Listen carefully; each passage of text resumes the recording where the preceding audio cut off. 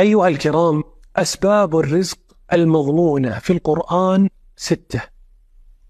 الأول التقوى، ومن يتق الله يجعل له مخرجا ويرزقه من حيث لا يحتسب.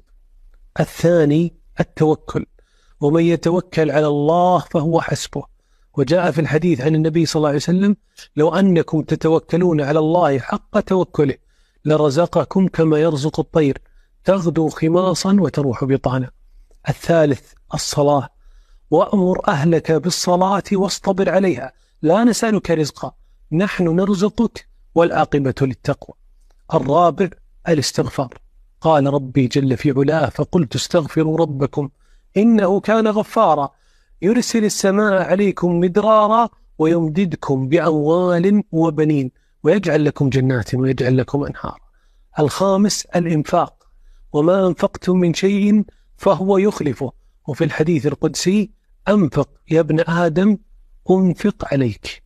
أما السبب السادس وهو بذل الأسباب، قال الله سبحانه لمريم عليها السلام: وهزي إليك بجذع النخلة.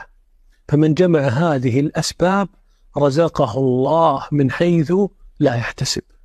فنسأل الله أن يرزقنا وإياكم من واسع فضله، وأن يعيننا على إنفاقه فيما يرضيه،